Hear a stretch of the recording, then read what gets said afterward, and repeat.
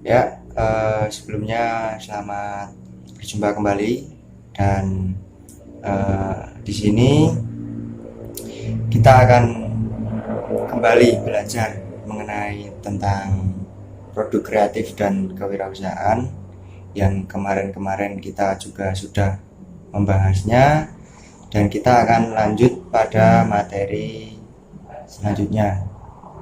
Sebelum lanjut pada materi selanjutnya, alangkah baiknya kita berdoa terlebih dahulu. Berdoa dipersilakan. Berdoa cukup. Oke ya, gimana kabar teman-teman? Pada sehat semua kan, selalu jaga kesehatan dan eh, yang jelas kita yang harus bisa menjaga diri kita sendiri. Bisa udah pada besar, udah pada ngerti tentang cara menjaga kesehatan. Mari kita jaga kesehatan diri kita masing-masing agar selalu diberikan kesehatan jika kita menjaganya. Sebelum kita masuk pada materi selanjutnya, kemarin kita membahas tentang kewirausahaan itu apa, terus dan sekarang kita akan lanjut pada materi selanjutnya, yaitu tentang faktor apa saja sih. Jadi ini faktor penyebab keberhasilan dan kegagalan dalam berwirausaha. Yaitu di sini yang pertama, di sini ada tokoh, yaitu tokoh kewirausahaan yang berhasil dan gagal, hampir berkali-kali gagal, bahkan hampir menyerah, tetapi dia tetap optimis untuk bisa, yaitu tokoh Jack Ma. Yaitu di sini ada slogan dari beliau tentang daripada belajar dari kesuksesan orang lain, belajarlah dari kegagalan mereka. Ya, Jack Ma itu adalah dia pengusaha besar, yaitu penemu dari Microsoft Word ataupun itu tentang komputer, yaitu dia penemu awalan dari sebuah jejaring internet yang dulu kala belum ada. Dan Jack Ma itu juga berpikiran bahwa besok usaha ini pasti akan diminati oleh banyak orang. Seperti itu ya. Kita lanjut lagi. Kita tentang kemarin ada yang sudah tahu tentang pengertian kewirausahaan. Di sini saya akan mengulangnya lagi, yaitu kewirausahaan adalah proses, itu kita garis bawahi, proses mengidentifikasi, mengembangkan, dan membawa visi dalam kehidupan. Visi tersebut bisa berupa ide kreatif, peluang, cara yang lebih baik untuk menjalankan sesuatu. Jadi begini, kemarin sudah dibentuk kelompok-kelompok dan yang sudah dibikinkan grup. Lah dari situ nanti kita dari grup-grup itu harus bisa menemukan peluang usaha apa yang harus dikerjakan pada semester ini. Jadi seperti itu ya. Wirausaha juga adalah orang yang melakukan aktivitas wirausaha yang dicirikan dengan pandai atau berbakat mengenali produk baru, menentukan cara produksi baru, menyusun manajemen operasi untuk pengadaan produk baru dan memasarkannya. Jadi seorang wirausaha itu harus punya ide. Yang pertama harus punya ide, terus bisa membuat produk itu, bisa memproduksi, bisa memanajemen, dan bisa memasarkannya. Yang jelas yang terakhir bisa memasarkannya. Kita lanjut lagi ya.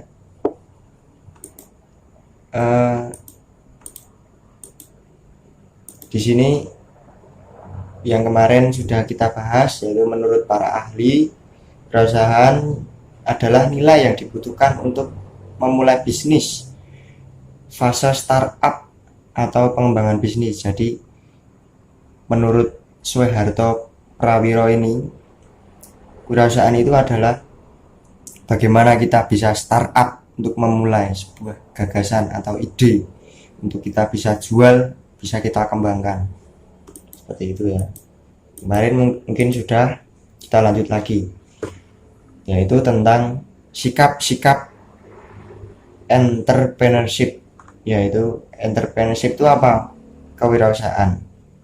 Jadi kewirausahaan adalah proses kegiatan memanfaatkan peluang dan sumber-sumber yang ada untuk menghasilkan nilai tambah bagi diri sendiri. Contoh-contohnya ya mungkin ada ulet dan tidak mudah putus asa.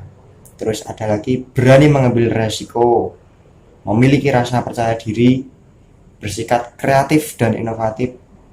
Yang kelima yaitu memiliki jiwa kepemimpinan. Kita bahas satu persatu. Yang pertama yaitu kita ulet dan tidak mudah putus asa. Dalam artian jika kita memiliki sebuah ide itu adalah keinginan kita untuk menciptakan itu. Yang pertama jika harus pandai dalam mengelolanya, menyusun, dan tentu saja jika sebuah ide itu gagal, jangan sampai putus asa atau menyerah gitu. Yang kedua, berani mengambil resiko. Kenapa kok berani mengambil resiko? Yaitu jika kita itu berani untuk mengambil resiko apapun yang terjadi, jadi mulai aja dulu. Kayak slogannya Tokopedia, yaitu hashtag mulai aja dulu. Itu tentang bagaimana dia berani untuk mengambil resiko. Yaitu kita harus mulai saja dulu, nggak usah berpikiran panjang. Yang ketiga yaitu memiliki rasa percaya diri. Jadi kita itu harus optimis bahwa diri kita itu bisa mewujudkan gitu loh. Terus yang keempat, bersikap kreatif dan inovatif. Bagaimana kita setiap orang itu sudah sejak lahir sudah memiliki jiwa kreatif dan inovatif. Tergantung bagaimana kita mengasah dan mengepul atau mengelolanya, bagaimana kita mengasahnya agar jiwa kita itu semakin bisa menimbulkan ide-ide untuk kreatif. Dan yang kelima, yang terakhir itu memiliki jiwa kepemimpinan. Jelas sekali. Jadi kita itu juga harus punya jiwa kepemimpinan, memimpin. Besok kalau kita punya karyawan-karyawan, harus ada sikap kepemimpinan. Keberhasilan dalam berwirausaha. Yang pertama yaitu berkemampuan keras dan tekad yang kuat. Yang kedua memiliki modal yang cukup. Yang ketiga tahu persis akan target pasar. Yang keempat pelayanan yang baik. Yang kelima ada networking yang luas. Dan yang terakhir ada pemasaran yang efektif. Tentu saja yang pertama itu memiliki kemauan keras dan tekad yang kuat. Jadi yang pertama itu kita itu punya tekad dulu, tekad yang kuat dan kemauan yang keras. Setelah itu baru kita akan melangkah untuk tahu dulu akan target pasar yang baik. Setelah itu kita cari modalnya. Setelah sudah punya target pasar, punya modal, kita juga harus mempunyai jiwa pelayanan yang baik. Terus yang keempat ini ada networking yang luas, yang berarti jaringan kita itu juga harus luas, banyak kenalan teman-teman kita mungkin. mungkin bisa kita pandai dalam mengelola internet, itu juga merupakan networking yang luas. Terus yang terakhir itu pemasaran yang efektif. Jadi kita juga harus tahu kemana sih produk kita ini yang kita juga harus pikirkan seperti itu ya. Dan yang berikutnya adalah kita juga pasti dalam berproses atau berwirausaha itu pasti yang namakan menemukan sebuah kegagalan dalam berusaha, yaitu mungkin kurangnya bersungguh-sungguh, terus ketidakmampuan dalam melakukan peralihan atau transisi kewirausahaan, mungkin kurangnya pengawasan peralatan atau kurangnya wawasan tentang pasar, terus kurang berpengalaman, terus ada berikutnya yaitu kurang inovatif dalam mengambil peluang. Jadi ini adalah yang perlu diperhatikan agar kita juga tidak seperti keledai, yaitu ketika kita sudah tahu jika itu gagal, kita malah melakukan kegagalan itu. Mungkin yang perlu dihindari itu. Mungkin dari teman-teman ada yang kurang jelas atau kurang paham tentang materi yang saya sampaikan hari ini, nanti bisa langsung komen atau chat secara pribadi. Ya, kita sudah berada di ujung dari materi pembelajaran kali ini.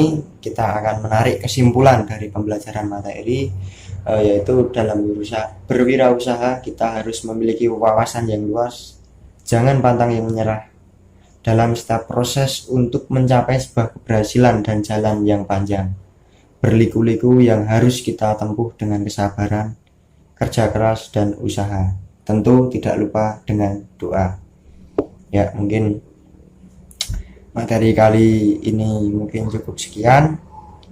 Kurang lebihnya Bapak mohon maaf jika banyak kurang atau banyak salah.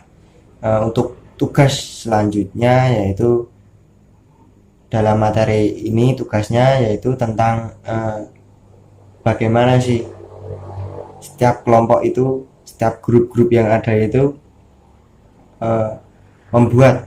diketik dengan Microsoft Word, membuat soalnya yaitu adalah sikap-sikap wirausaha dan mungkin faktor keberhasilan dan kegagalan dalam berusaha. Mungkin itu saja ya PR-nya. Kurang lebihnya mohon maaf, saya akhiri. Wassalamualaikum warahmatullahi wabarakatuh. Selamat dan sukses, semangat untuk belajar.